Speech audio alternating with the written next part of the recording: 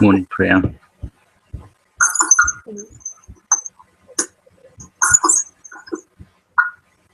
Have you got your YouTube open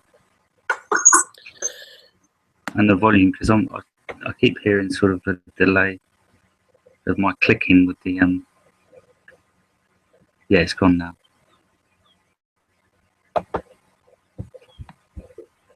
Can you hear me? Yeah, I can hear you. Priya. Good morning.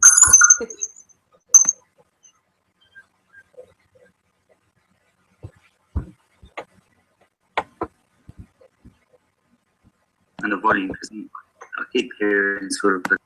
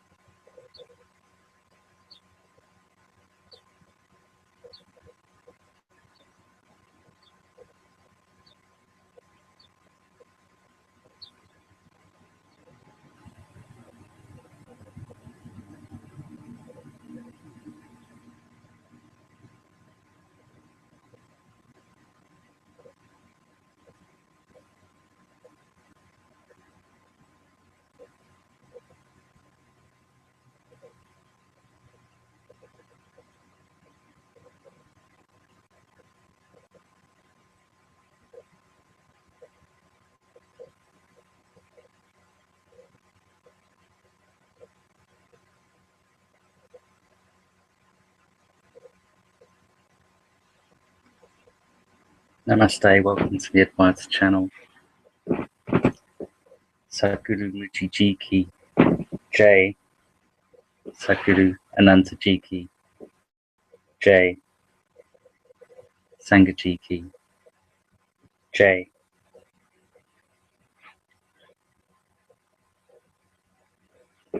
So I'm reading from The Transparency of Things by Rupert Spira, and there'll be some silence and maybe some sharing. That's what comes from the heart, and an opportunity for anyone else that is either in Hangout um, or commenting via YouTube to make comment or ask questions.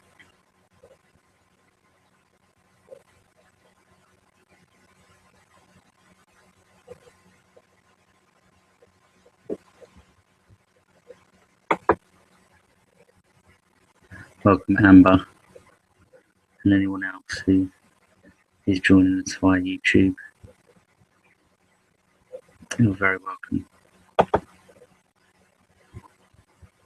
And Priya, of course, is in the Hangout here. Lovely to have you.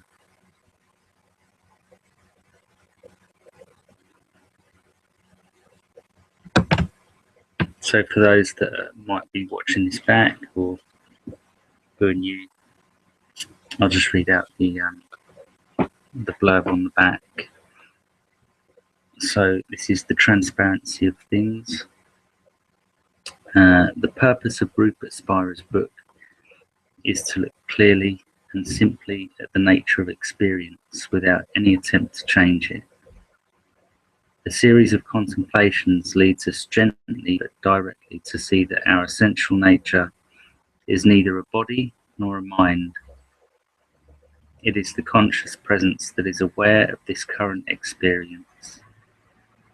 As such, it is nothing that can be experienced as an object, and yet it is undeniably present. However, these contemplations go much further than this. As we take our stand knowingly as this conscious presence that we always already are, and reconsider the objects of the body, mind, and world, we find that they do not simply appear to this presence, they appear within it. And further exploration reveals that they do not simply appear within this presence, but as this presence. Finally, we are led to see that it is in fact this very presence itself that takes the shape of our experience from moment to moment, whilst always remaining only itself. We see that our experience is and has only ever been one seamless totality, with no separate entities, objects, or parts anywhere to be found.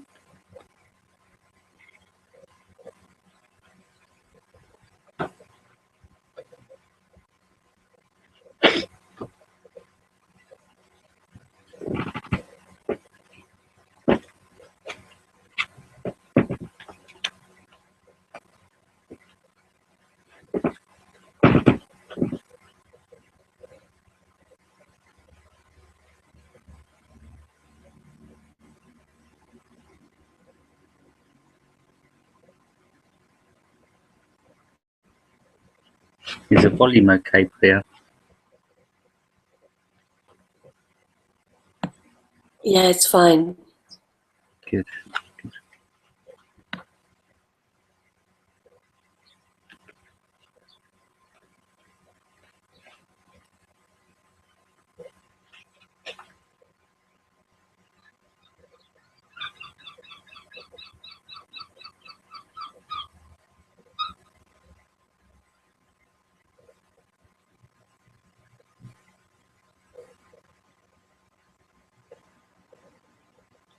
Sameness and oneness.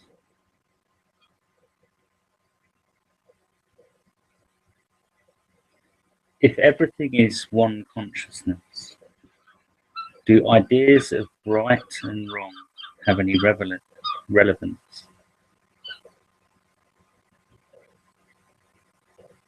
The question is already the answer. Right there in the question itself is the confusion that leads to the question, and by the same token, the answer is implied in it. It is the result of a misunderstanding of levels.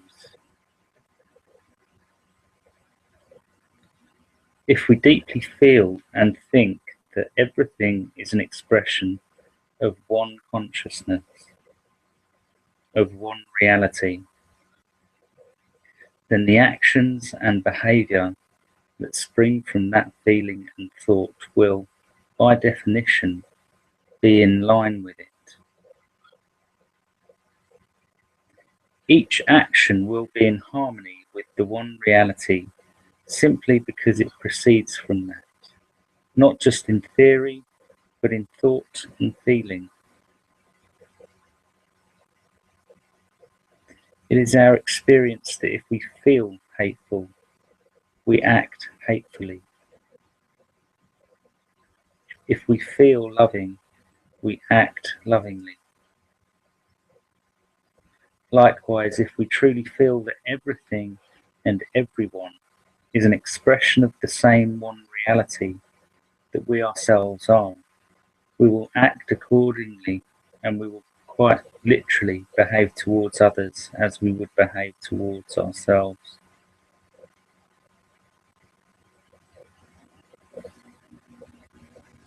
That does not mean we will always have a sweet smile on our face. We will often come across situations where the understanding that everything is an expression of one reality is not present, and our subsequent actions will be appropriate to that situation. In fact, they arise out of that situation. Nevertheless, whatever the shape of that action, it will come from the feeling of the essential oneness of all things.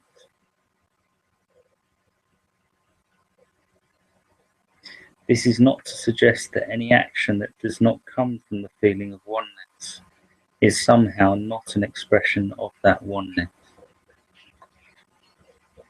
It absolutely is. Everything is an expression of that oneness. Ignorance and wisdom alike.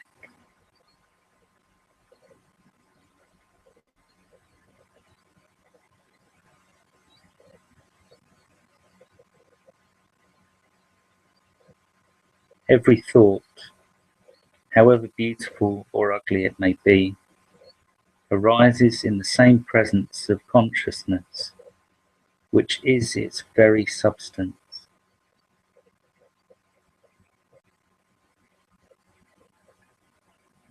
However, this fact does not magically turn ignorance into wisdom.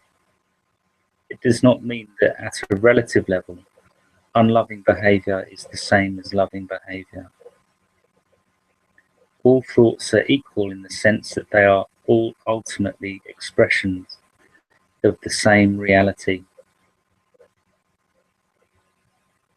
Their substance is the same, but their objective content is not. If we see a rope and think that it is a snake, we will act appropriately and try to catch it, avoid it, or kill it. If we see that it is a rope, we just walk by.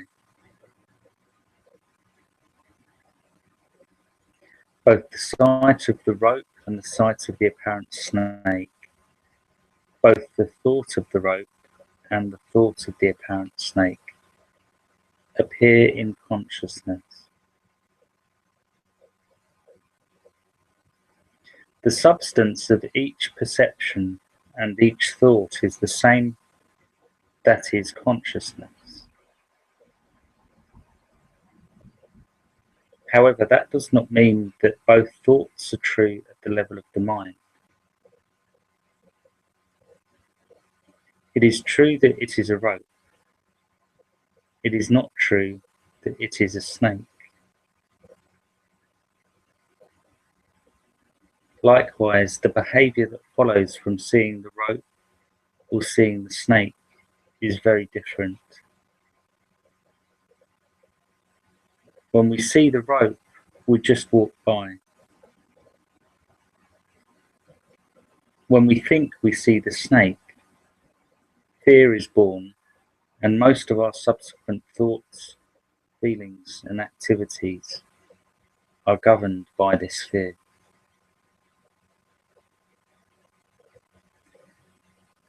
If we experience consciousness everywhere, we do not experience objects, although of course we experience apparent objects. In fact, we only ever experience consciousness. That is, consciousness only ever experiences itself.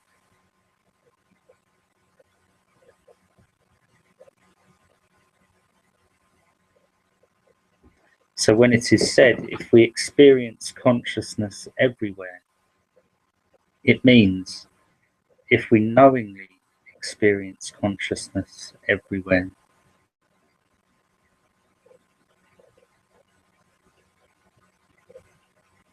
If we think we experience objects, we are not experiencing consciousness knowingly.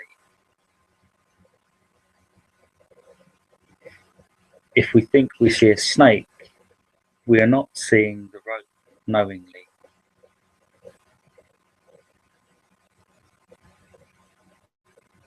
The rope and the snake are the same in substance, but they are different as appearance.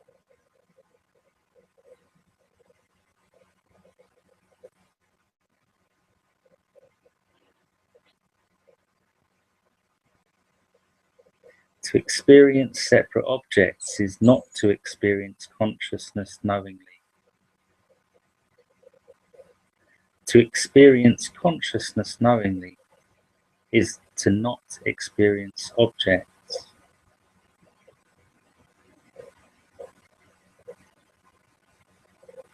We cannot claim to be experiencing objects and consciousness at the same time, any more than we can claim to see the rope and the snake at the same time.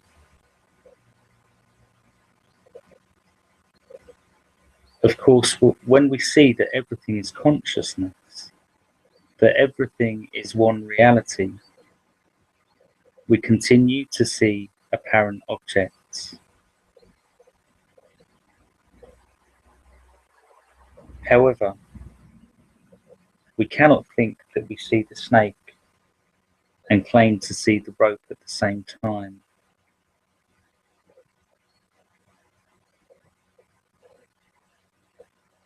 They are mutually exclusive positions.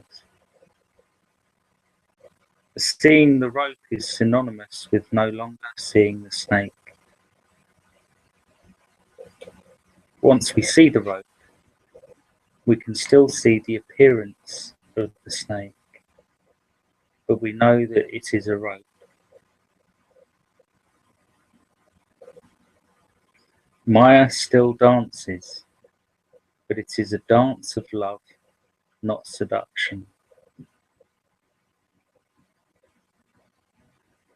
Similarly, if we know deeply that everything is an expression of consciousness, that everything is consciousness, we see consciousness everywhere.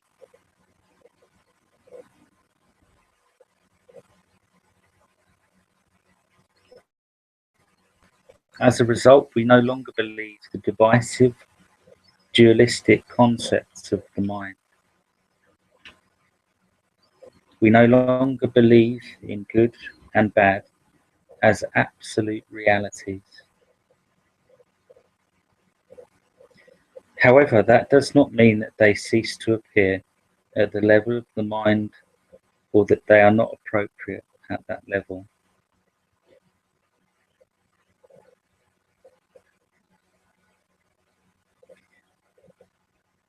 Similarly, if we see good and bad as absolute realities,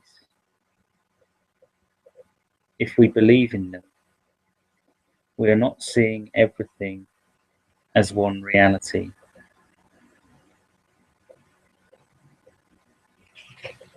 Once we have labeled something as good or bad, we are already committed to mind, to its dualistic concepts.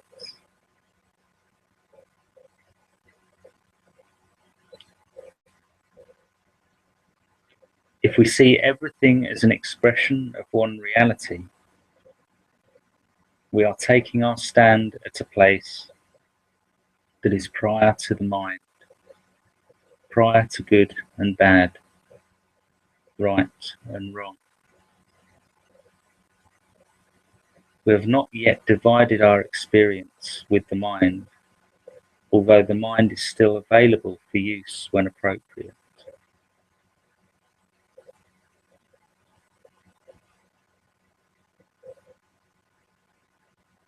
However, if we do not see and feel that everything is an expression of one reality, then we are by definition seeing our experience, seeing the one reality through the dualistic filter of the mind, and opposites, good and bad, right and wrong, are inherent at that level. That is what mind is. There is nothing wrong with that, but we should at least be clear about the nature of our ideas. The same goes for beauty and ugliness. At the level of the mind, beauty and ugliness exist. At the level of consciousness, they do not. Beauty does not have a purpose. It is already the fulfillment of any purpose. However, from the level of the mind, its purpose could be said to draw attention to the absolute beauty that is the substance of all things. To say that there are no beautiful or ugly objects is disingenuous. It is to superimpose the apparent understanding that everything is one consciousness, and that there are therefore no objects onto the deeply held belief and feeling that there are objects.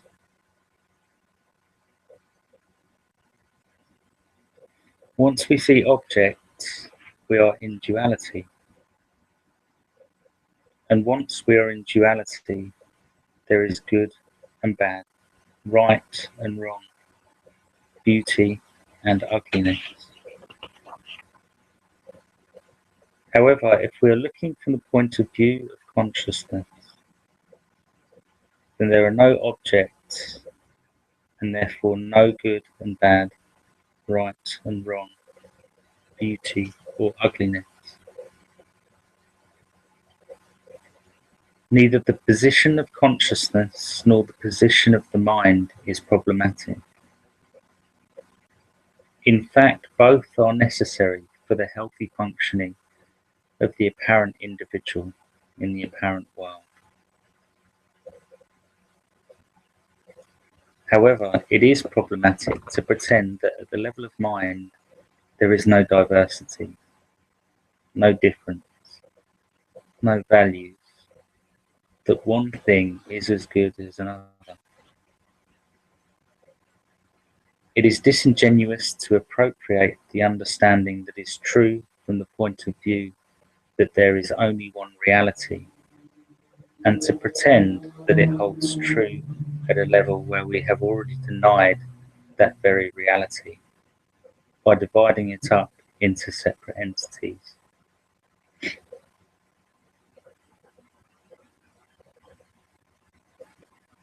That is the confusion between sameness and oneness. This is one of the limitations of teachings that only present us with statements of the absolute truth. Whilst they may be true, these statements are often appropriated by the mind as a belief and laid as a thin veneer on top of already existing beliefs, which in fact simply get buried deeper as a result. Consciousness liberates itself with clarity and honesty, not with the superimposition of beliefs and dogma. Sooner or later, consciousness comes to see the difference between its own openness, its own presence, which welcomes all things into itself with benevolent indifference, and the mind which, by definition, sees differences and yet has imposed on itself a straitjacket of non-judging.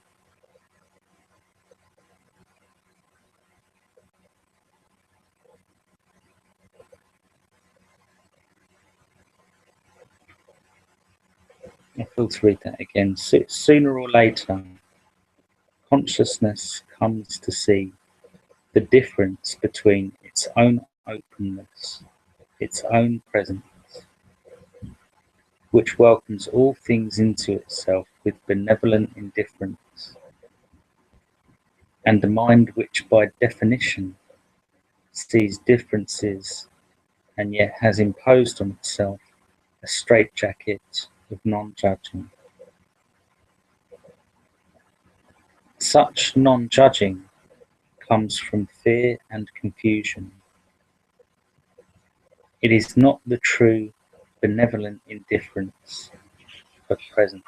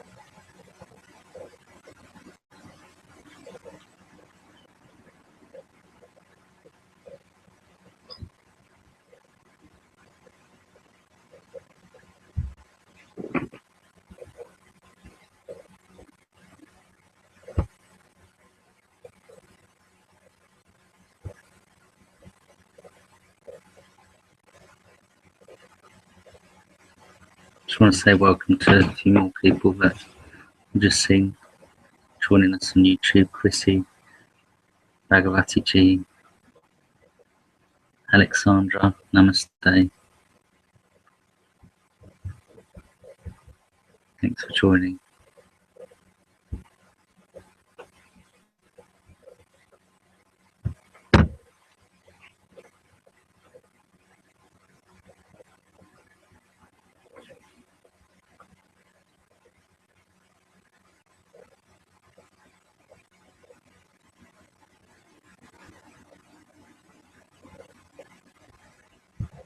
It's funny because what I just read has some relevance to a recent conversation about social issues, and if everything is one, how can we say something is right or wrong if everything is this one substance?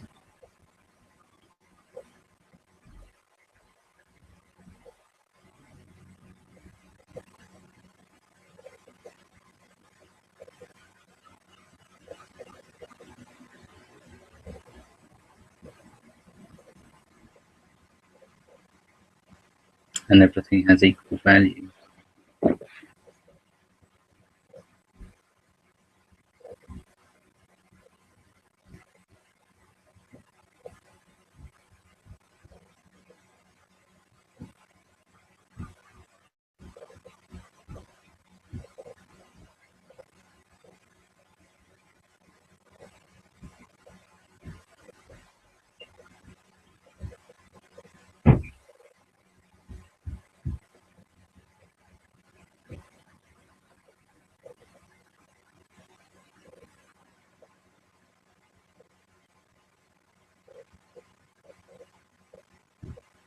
And like it says in the reading, it's disingenuous to apply oneness in an intellectual way, as a philosophical approach.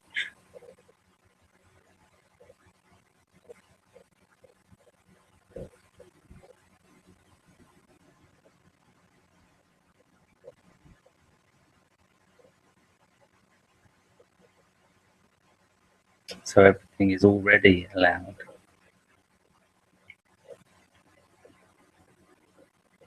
by this oneness. It is this oneness.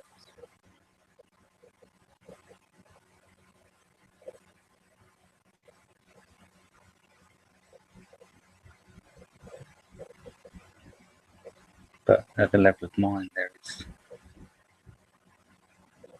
going to be expressions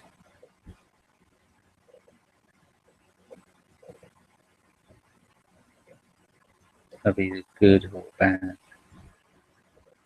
right or wrong.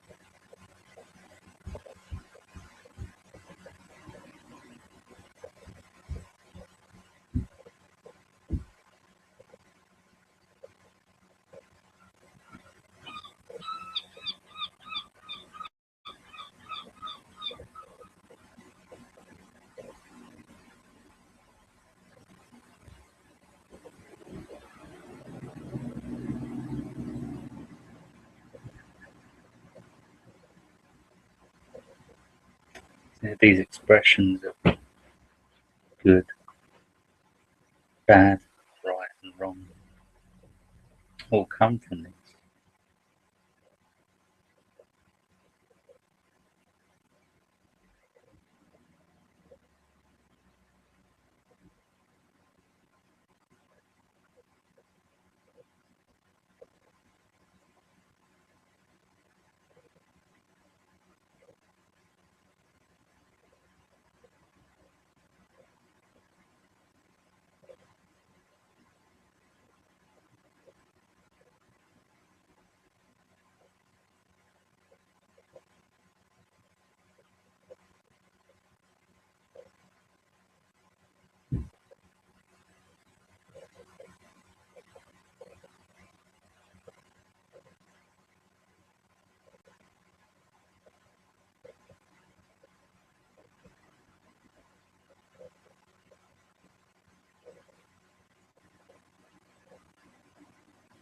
So ultimately it's all okay. But if it's seen that one part is harming another part,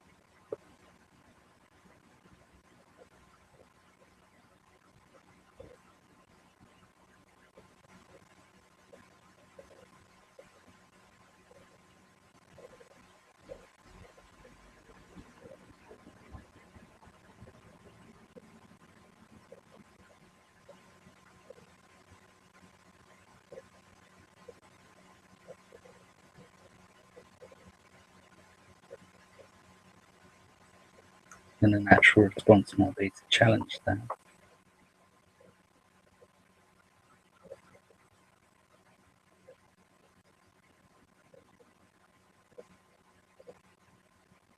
Because there's a felt sense that why would oneness want to harm itself?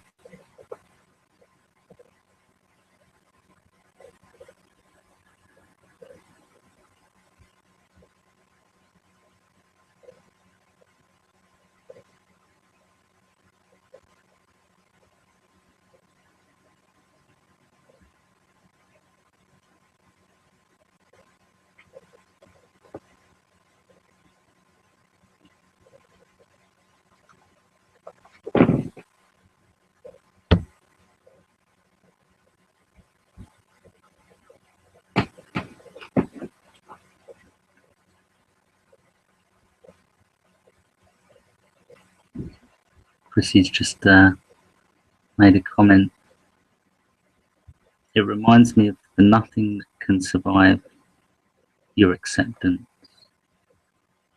and also the thing that if one forces non-judgment, then that itself is a judgment and a limitation on truth.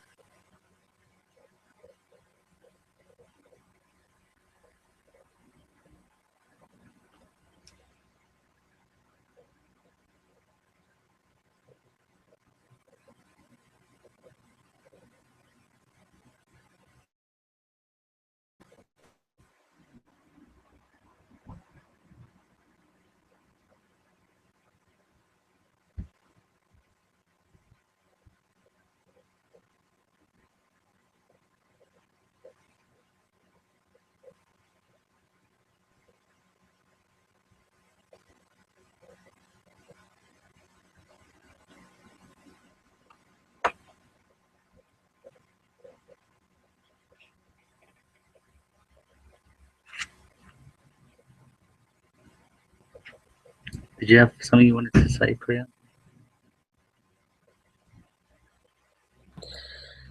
Yeah, I was just typing it. It saves me having to type it. Mm-hmm. I was just going to continue what you were saying about why would oneness want to harm itself, and it's seeing that oneness, there is no self in oneness. It's just that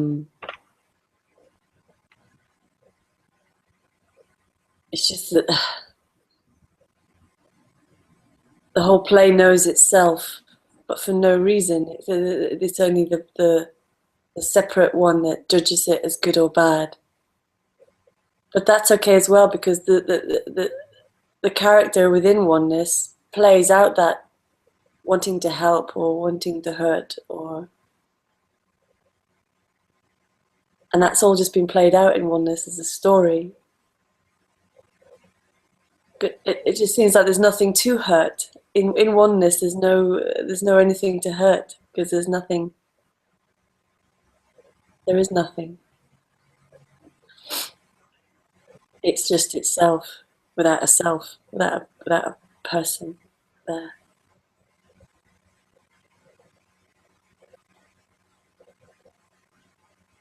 It seems as though the judgment is just part of that story, part of the playing out within the oneness.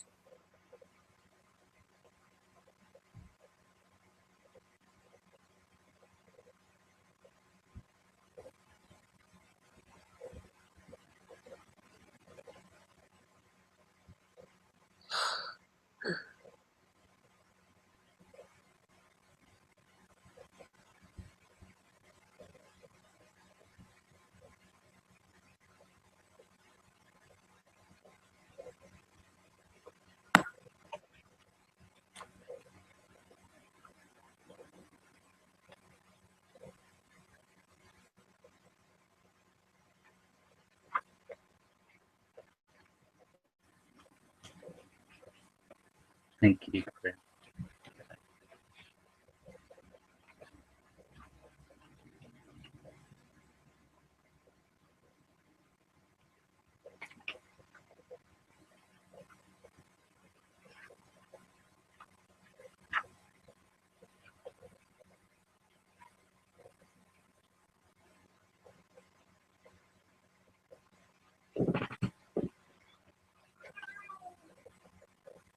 A knowing space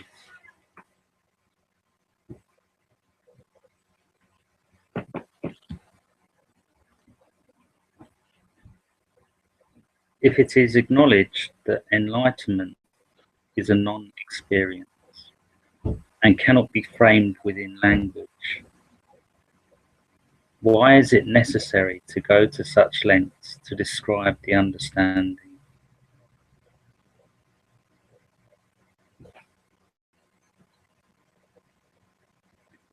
It is not understanding, which can only be formulated in the most approximate terms, that is being described here.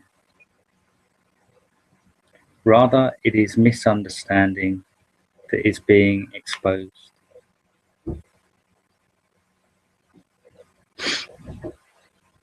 Understanding is revealed by thought, not explained by it.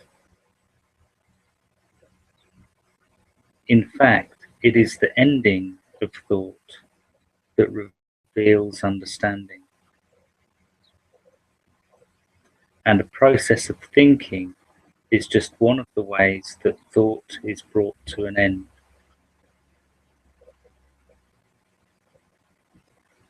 To begin with, this understanding, which is not an objective knowing, is revealed when thought comes to an end. Later, it is realized to be present during thought itself.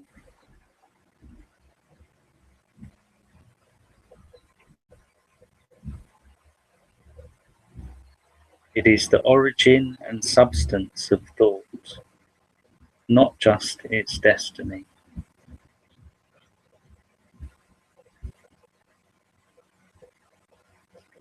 With one exception, reality cannot be touched by the mind, although the mind is always shining with its light, in the same way that the moon shines with the sun's light.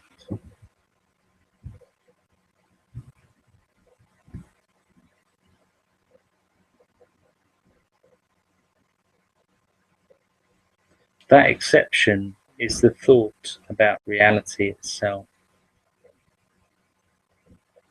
When we think about the nature of reality, the mind comes to its own limit, because reality is beyond the abstract concepts of the mind and therefore has no objective characteristics. It is like a man who runs towards a precipice and comes to the edge.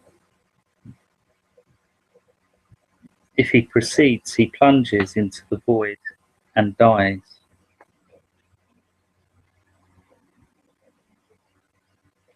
The thought that seeks reality comes to its own limit and plunges into reality itself.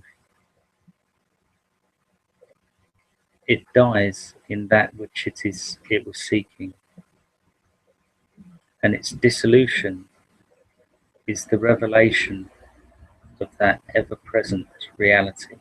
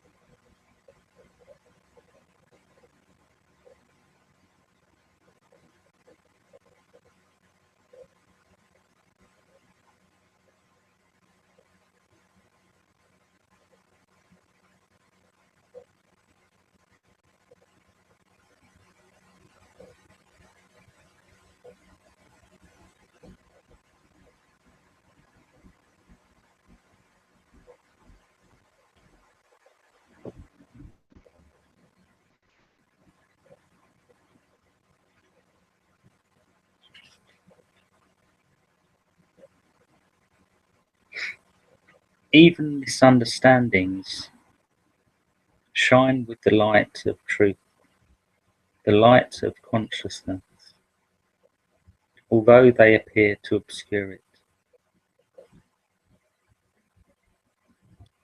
Many people have profound spiritual experiences at some stage in their lives, often early on.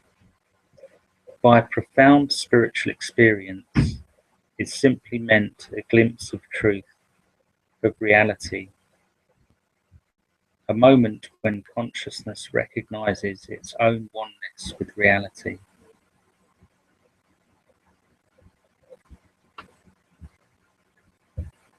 It is not really an experience in the ordinary sense of the word, because it has no objective quality.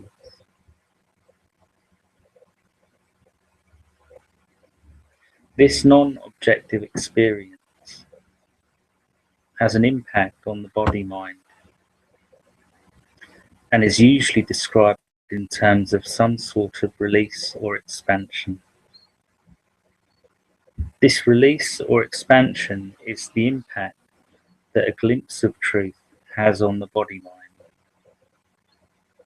It is the packaging, so to speak. However, the essence of the experience, a moment of consciousness knowing itself knowingly, is colourless and transparent, and therefore cannot be remembered.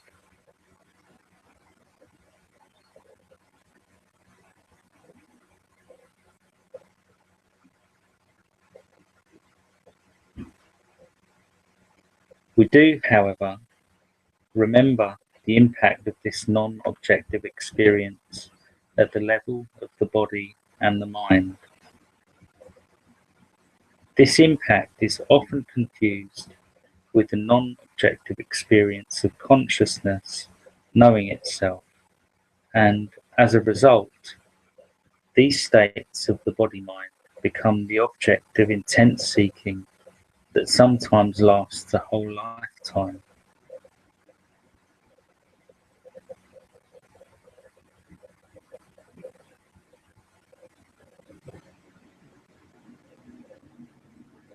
However, these states, like all states, come and go. They are by nature impermanent. So by seeking them, consciousness is condemning itself to an endless cycle of becoming, in which the failure to secure happiness is intrinsic.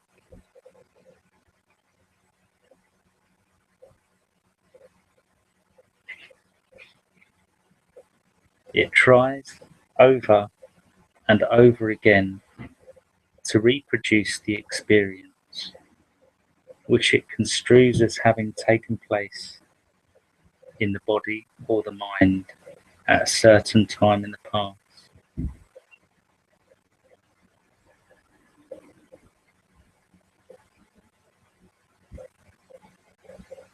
However, the experience that it is looking for is the experience of its own self, its own ever-present reality, which is lying behind and within every experience, including the experience of seeking itself.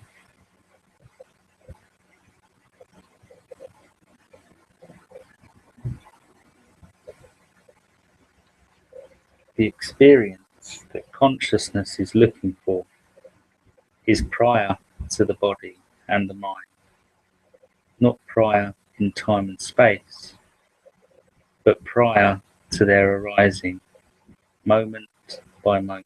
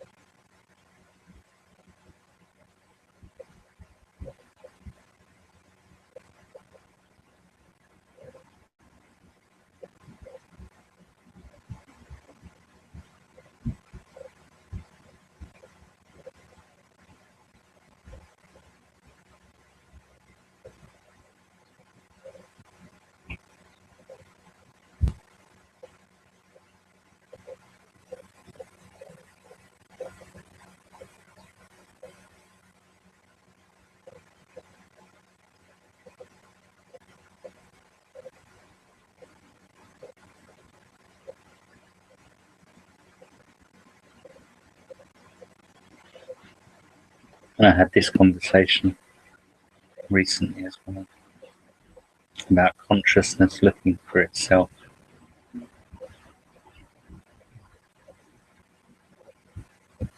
And it seems really funny to talk about it because it is itself. So the mind even plays this game. I mean, when I sort of first started meditating, it's this sense of trying to separate out consciousness, a certain type of consciousness that was empty of thoughts and feelings. So that little game can play out and has played out.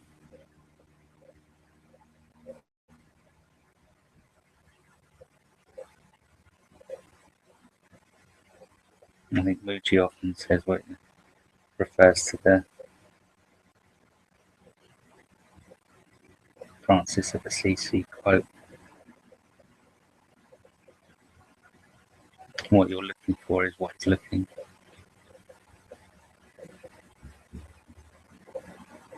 So in the looking, it's present.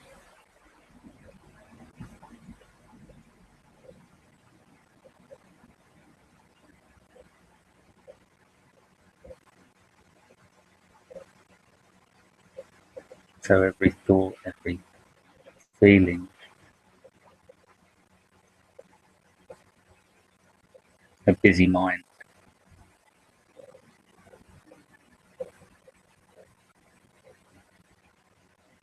is the revelation.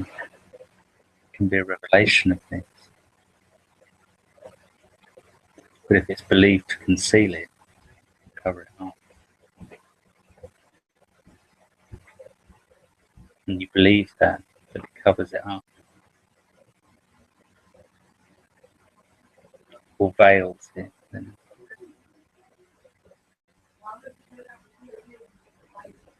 that belief that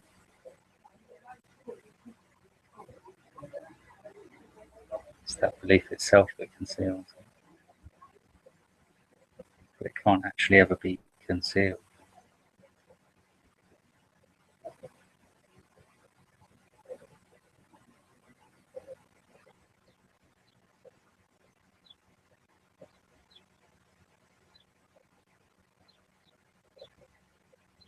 How could it be concealed?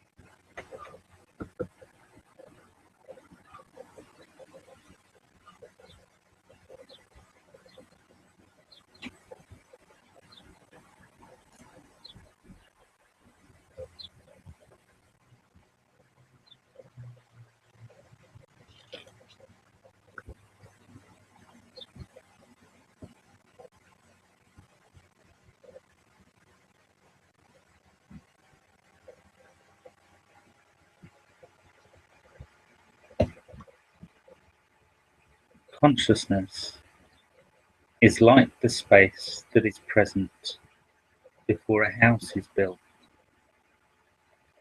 except that it is a self-knowing space.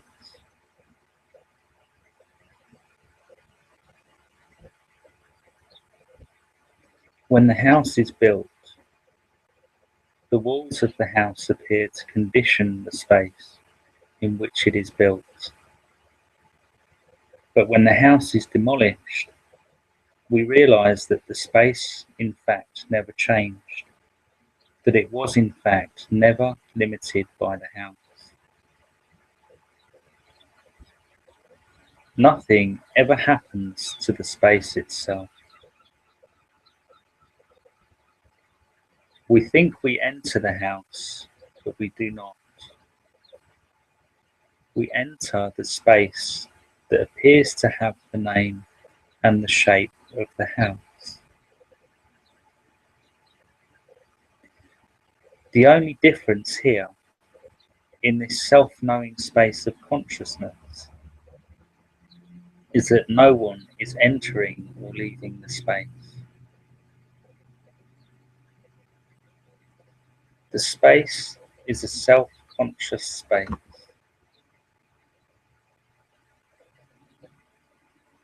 It is a space that is knowing. It knows itself. Imagine that the space in which the house is built is also a knowing space. Before the house is built, this space is aware of itself as space.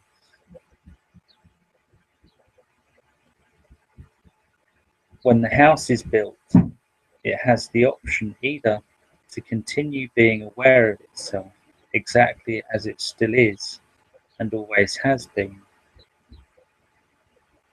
or to look at the shape of the walls and to impose their limitations on its own unlimitedness.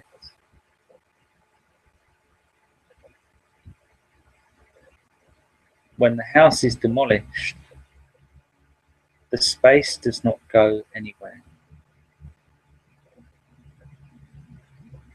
It does not unite with anything.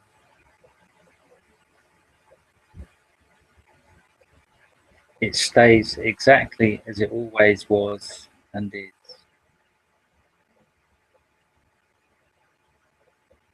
The house is the body-mind. The experience of a thought, sensation, or perception coming to an end is the experience of the demolition of the house. The space recognizes itself as space.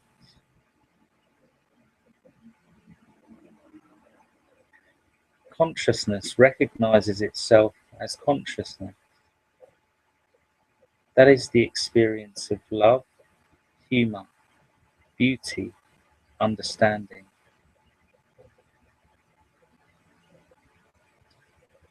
At some stage, the house does not need to be demolished for the space to continue knowing itself as space. It knows itself as space during the presence and the absence of the house.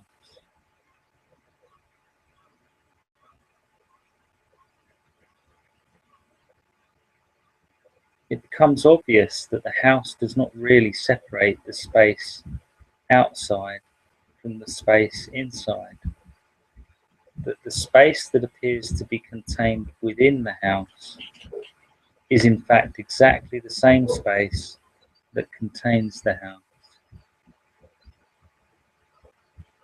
In exactly the same way, every time we experience love, humor, beauty, and understanding, consciousness is experiencing itself knowingly.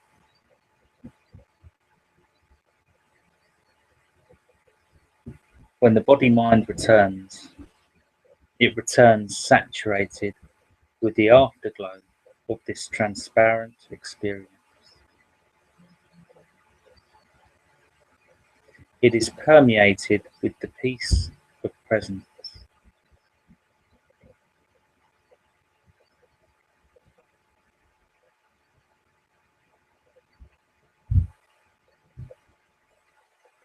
This is the same experience as awakening from deep sleep. On waking, the body-mind reappears in presence, saturated with the peace of deep sleep, which is none other than the peace of our true nature. Exposing the wrong formulations of our experience, the misunderstandings, relieves consciousness of the relentless search for itself in the realm of the body, mind, and world.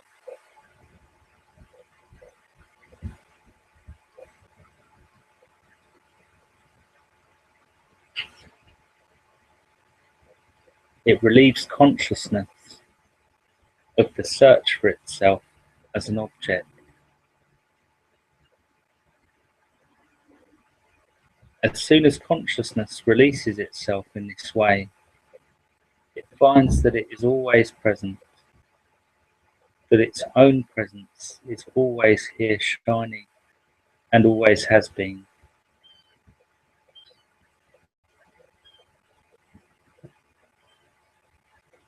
Consciousness is in the looking, not in the looked for.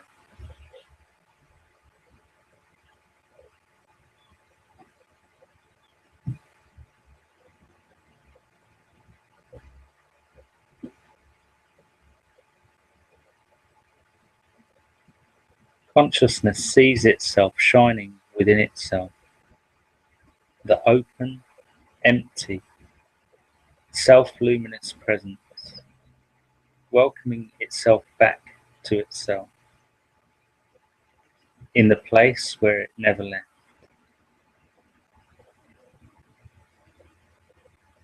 And now, when it looks back at the old objects that seem to veil itself from itself, it sees them shining in and as itself, separating nothing from nothing. Just as the walls of the house appeared to separate the space inside from the space outside, but in fact separated nothing from nothing.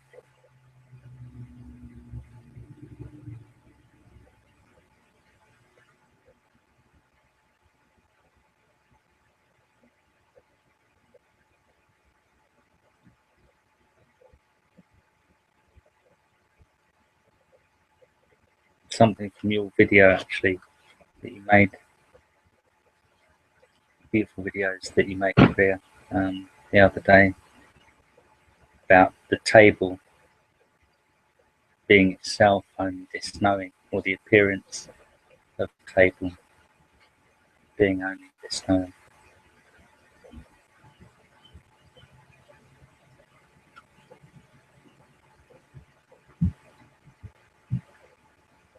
It's the belief actually that the appearance of an object refers to an actual object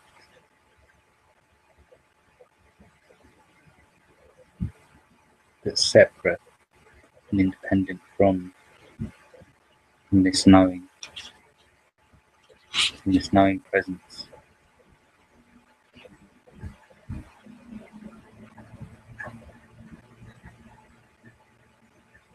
But you don't ever find that separate object apart from knowing. You can't divide it. You can't divide the experience into one knowing and two the object.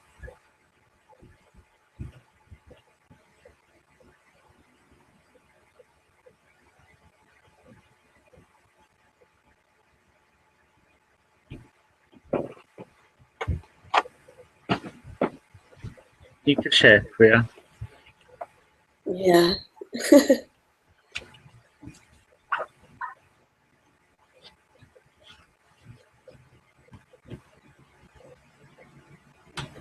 Yeah, when the separation drops away, it's seen that it's always this knowing itself.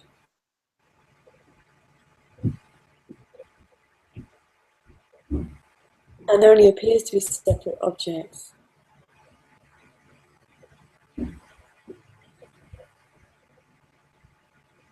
But all the appearance has to, it's like it just has to be here as this for itself.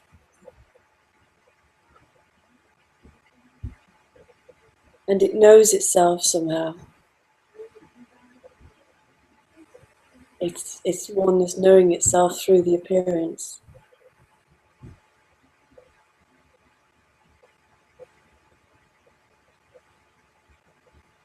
And the separation, because there's a feeling of separation, it sees that everything's separate. When separation drops away, it sees that everything is one.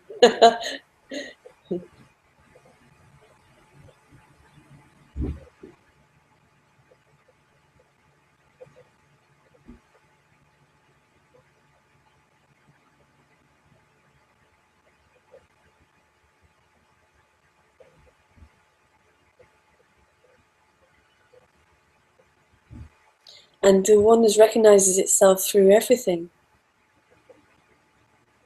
I was contemplating last night actually about listening to teachers and how in separation that the separate story thinks that it's another one who's speaking. You know, I remember in the separation here that even though the master would say, or the teacher would say, it's your own Satguru speaking, that would be seen as, intellectually that would be understood. And now it's seen like when someone speaks, you know, like when you speak, or when oneness is spoken about, hard to say the words, isn't it?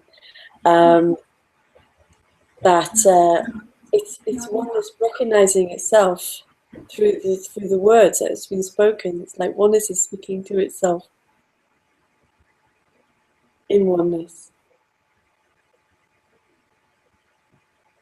When that's seen, there is no separation between the one hearing it and the one speaking it, because it's just oneness speaking to itself. like a it's like an invitation to itself.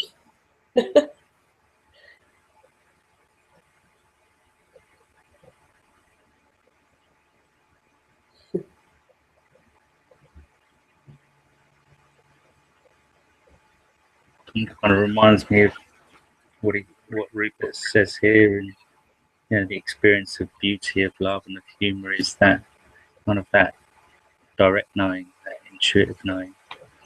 So when we hear sort of teachers speaking, and we really feel it here in the heart, and something resonates there, then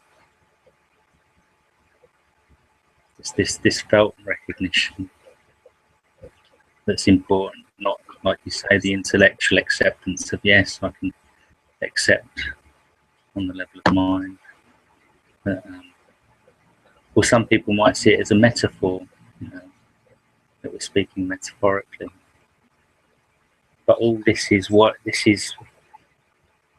experience. It's not. The belief is that it's outside of myself, the consciousness in here, experiencing world out there, the division, the duality. But it's never really experienced that way.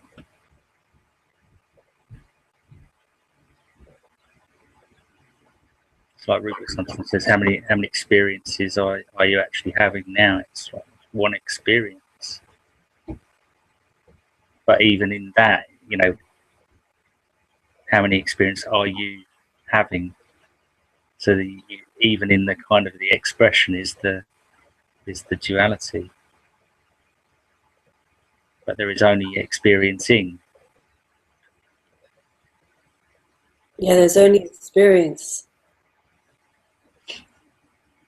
And even the one, even like the idea within that I am having an experience is part of the experience. It's not I having an experience.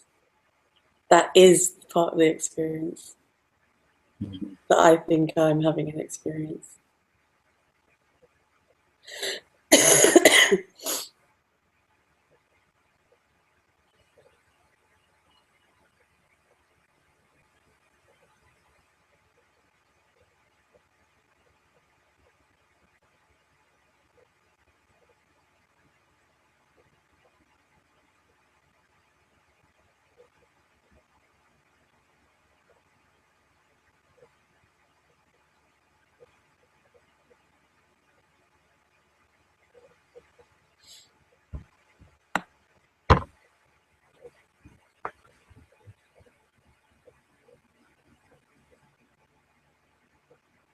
In the YouTube video window closed itself, so I just wanted to catch up and see if anyone has said anything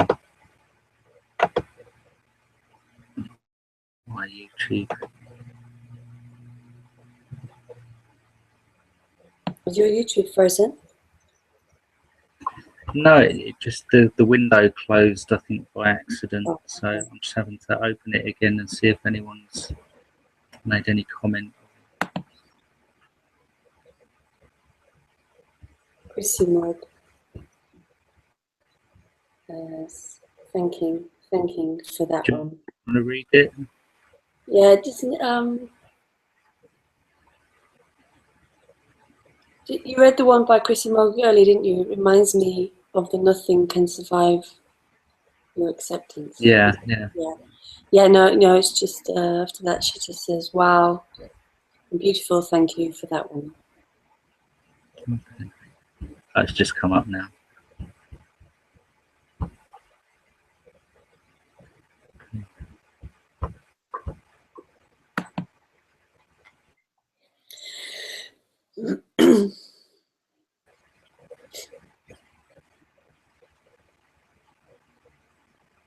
So I think it's kind of coming to the end of the broadcast.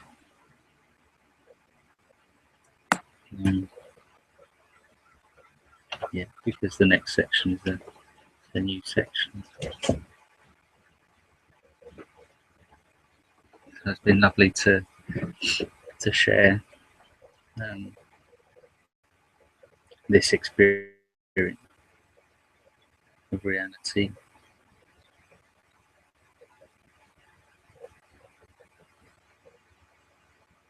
Thanks for joining.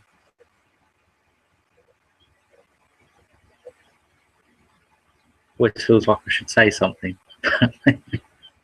Maybe I should just say nothing. Can I say something? Yeah. Just want to thank you for these Sunday mornings. I just love waking up on a Sunday morning and doing this with you. It's really beautiful sharing. We're grateful.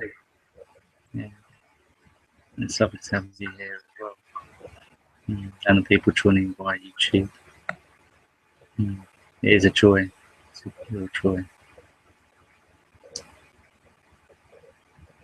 Okay.